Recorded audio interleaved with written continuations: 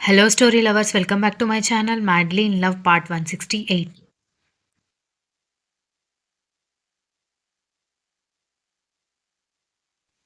రక్ష రెండు చేతులు గడ్డం కింద పెట్టుకుని దక్ష వైపు నవ్వుతూ చూసి, బావగారు నిన్ను తను ఫేమస్ అవ్వకముందే ప్రేమించారు. నువ్వు ఆయన కంటికి కనిపించకపోయినా 3 ఏళ్ళు నీకోసం ఎదురు చూసి నువ్వెదురుపడిన తర్వాత నిన్ను ఆయన సొంతం చేసుకున్నారు. ప్రేమించుకున్నారన్న మాటే గాని ఇద్దరు కలిసి 10 రోజులు కూడా సంతోషంగా ఉన్నది లేదు. ఎప్పుడూ ఏదో ఒక సమస్య. ఇప్పుడు ఈ సమస్య. ఇన్ని తట్టుకున్న నువ్వు ఇంకా బ్రతుకుతూ ఉంటే, ఒక్క సంవత్సరం లేట్ అయినా కూడా నేను మళ్ళీ నమ్మకంగా నా స్టడీస్ కంప్లీట్ చేయలేనా అని అడిగింది రక్ష.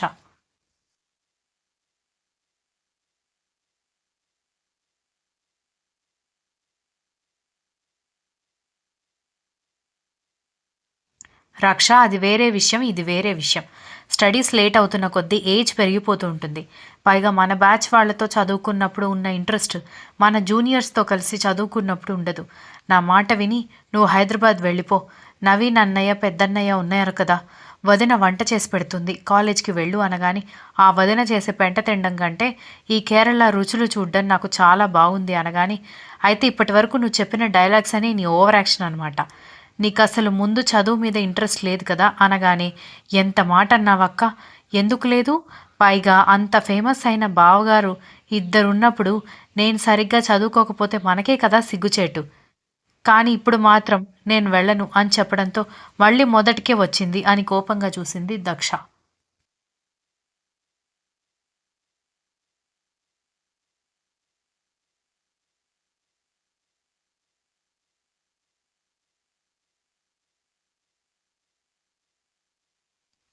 రక్ష నవ్వి దక్ష వీల్ చైర్ పట్టుకుని ఆ ప్లేస్ అంతా తిప్పుతూ చల్లగాలికి దక్ష కొంచెం నార్మల్ అయ్యేలా చేసింది.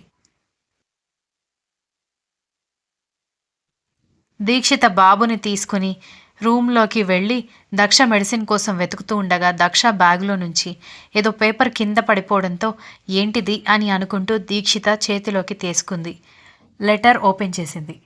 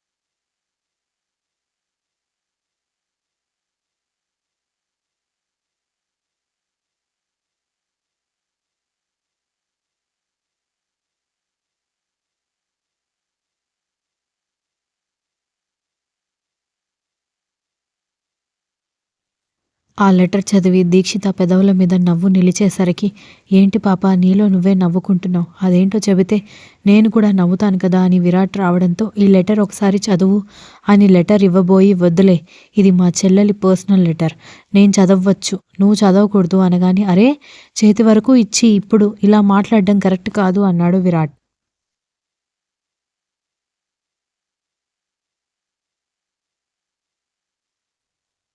ఈ లెటర్ చదివాక నువ్వు కూడా చదివి నీ ఎక్స్‌ప్రెషన్స్ చూడాలని నాకుంది కానీ దానికి తెలిస్తే అరిచి గొడవ చేస్తుంది. అందుకే నీకివ్వాలని నాకనిపించట్లేదు అనగానే దొంగ మొహం అని తిట్టుకుంటూ విరాట్ వెళ్ళిపోవడంతో ఒక్క నిమిషం ఆగు అని పిలవడంతో లెటర్ చదవనిస్తావా అని అడిగేసరికి కాదు. కరుణగారు ఎక్కడా అని అడిగేసరికి మొహం మాడిపోయినట్టు పెట్టుకొని వాడు రూమ్‌లోకి ఇప్పుడే వచ్చాడు అనగానే అయితే ఓకే అంటూ వెళ్ళబోతుంటే ఆ లెటర్ వాడికివ్వాలా అని అడిగాడు.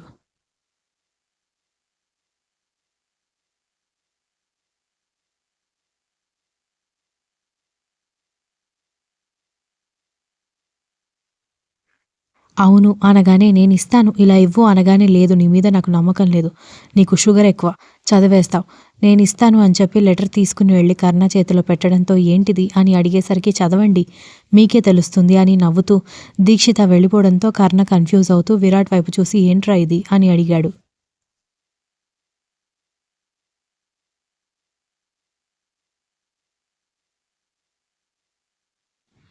నేను చదివి చెప్పనా అని విరాట్ లెటర్ అందుకోబోతుంటే లేదు.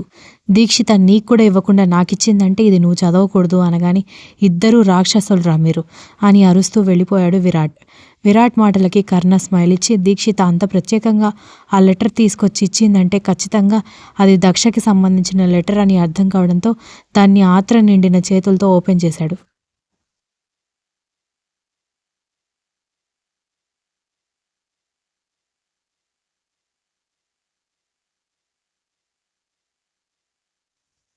ఓపెన్ చేయగానే ముత్యాల వంటి అక్షరాలతో ఉన్న ఆ లెటర్ చూడగానే మనసు ఉప్పొంగేసరికి తెలియకుండానే లెటర్‌కి ముద్దు పెట్టాడు. లెటర్ మళ్ళీ రిపీట్ అవుతుందని విసుక్కోకండి. అది చదివిన తర్వాత కర్ణ రియాక్షన్ కూడా తెలియాలి కాబట్టి నేను మళ్ళీ రిపీట్ చేస్తున్నాను.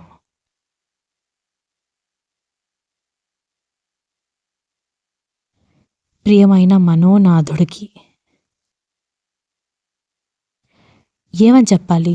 ఎలా చెప్పాలి? ఏదో నా ప్రేమ నీకు అర్థమయ్యేలా రాయడానికి ఈ వైట్ పేపర్ తీసుకున్నాను కానీ, మొదలుపెట్టాక ఎలా రాయాలో నాకేమీ అర్థం కావడం లేదు.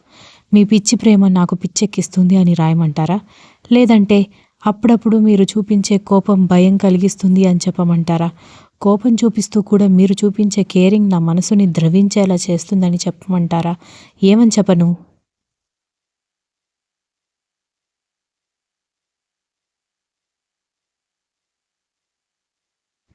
మౌనంగా ముల్లోకాలని ముక్కంటిలో దాచిన శ్మశాన నాథుడిని ప్రేమించిన దాక్షాయణిని కాదు. వేణునాథుడిని మనసారా ప్రేమించిన రాధని కాదు. రాముడి కోసం అశోకవనంలో నెలలు నెలలు ఏడుస్తూ గడిపేసిన సీతని కాదు. ఇవేవీ చేయకుండా ఇంత గొప్ప ప్రేమకి ఎలా పాత్రురాలిగా మారానో నాకు అర్థం కావడం లేదు. అది అదృష్టమా?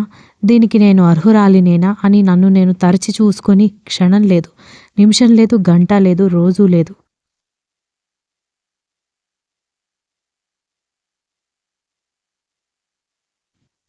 ప్రేమ, ఆరాధన నిండిన ఆ చూపు తాకినప్పుడు మనస్సు గట్టు తెగిన నదిలాగా పరవళ్ళు తొక్కుతుంది.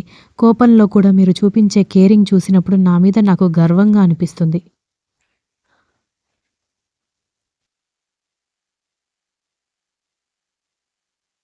నా కోసం మీరు మీ వాళ్ళని కూడా ఎదిరించినప్పుడు, నా కోసం ఇంతలా మీరు తగ్గడానికి నేను మీకోసం చేసిందేంటో నాకు అర్థం కావడం లేదు.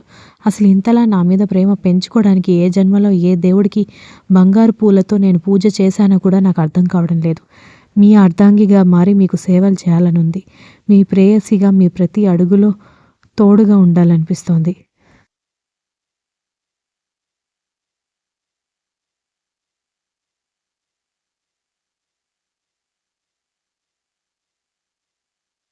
నా కోసం మీరు దూరం చేసుకున్న అందరినీ నాలో చూపిస్తూ మీకు ధైర్యంగా మారాలనుంది. అర్ధాంగిగా, స్నేహితురాలిగా, ప్రేయసిగా, అమ్మగా.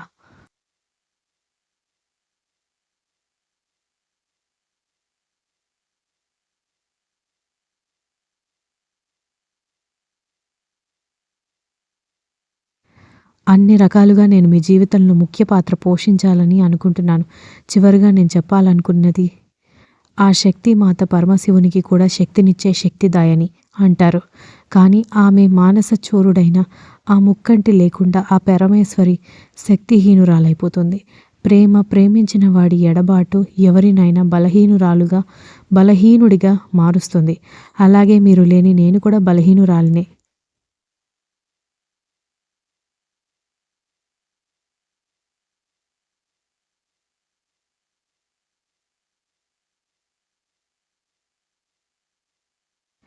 నాకు కూడా ప్రేమ అవసరం.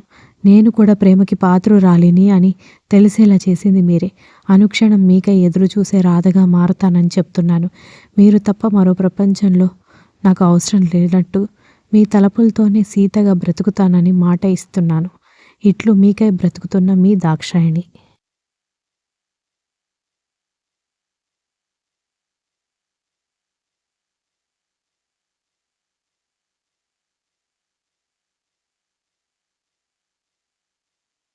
ఆ లెటర్ చదువుతున్న అతని కళ్ళు అక్షరాల వెంట ఆపకుండా పరుగులు పెడుతూనే ఉండడంతో మళ్ళీ ఇంకొకసారి చదవాలని అనిపించి మళ్ళీ ఇంకొకసారి చదివి అలా 4-5 సార్లు చదివాడు. అతని మనసు ఎన్నెన్ని ఎమోషన్స్ ఫీల్ అవుతుందో అతనికి మాత్రమే తెలుసు. ఇన్ని రోజులు తన గుండెల్లో లావాలాగా మండుతున్న మంటని అనంతమైన సముద్రం ఉప్పొంగి ఎగసి ఆ లావాల మంటలన్నిటినీ మంచు ముద్దలుగా మార్చేసినట్టుగా అనిపిస్తోంది. ఇన్ని రోజులు నిరాశ నిస్పృహలతో నిండిపోయిన తన మనసు గాలిపటంలాగా ఆనంద ఢోలికల్లో ఎగురుతున్నట్టుగా అనిపిస్తుంది. ఇన్ని రోజులు తన మనసు తీసుకుంటున్న స్ట్రెస్ మొత్తం దీపావళి వెలుతురులాగా అలా వెలిగి ఆరిపోయినట్టుగా అనిపించడంతో వెంటనే లేచి బయటికి రాగానే అక్కడ నిలబడి ఉన్నది దీక్షిత దగ్గరికి వెళ్ళి ఈ లెటర్ తానెప్పుడు రాసింది అని అడిగాడు.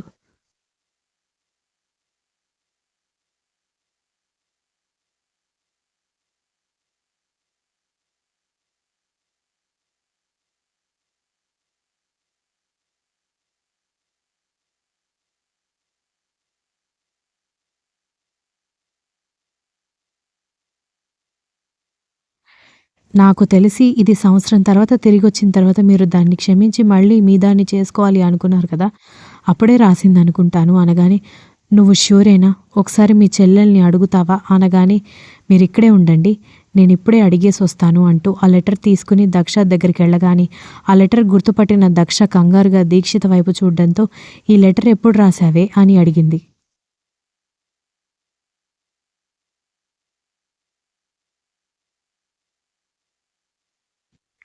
అక్కా ఇది దయచేసి కర్ణగారి చేతికి మాత్రం ఇవ్వకు అని కంగారు పడుతుంటే పైనుంచి వాళ్ళ కన్వర్జేషన్ వింటున్న కర్ణ ఆమె మాటలకి తల పట్టుకోవడంతో ముందేది ఎప్పుడు రాశావో చెప్పవే అని అడిగింది దీక్షిత.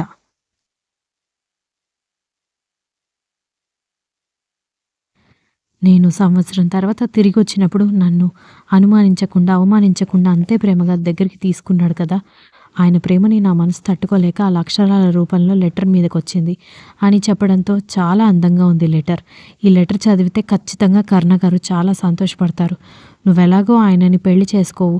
కనీసం ఇదివరకైనా నువ్వెంత ప్రేమించావో ఆయనకి తెలియాలి కదా!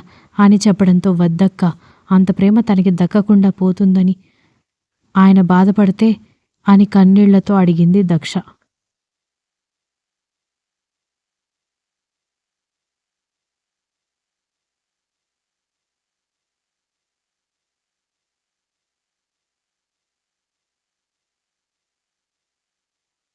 కర్ణగారు చిన్నపిల్లాడు కాదు, ఒక్క ఎమోషన్కి పడిపోయి రియాలిటీ మర్చిపోవడానికి అనగానే, ప్లీజ్ అక్క నా మాట విను, అయినా ఇదెక్కడ దొరికింది అనగానే, నువ్వు ఆయన్ని దూరం పెట్టావే కానీ ఆయన జ్ఞాపకాలను దూరం పెట్టలేదు.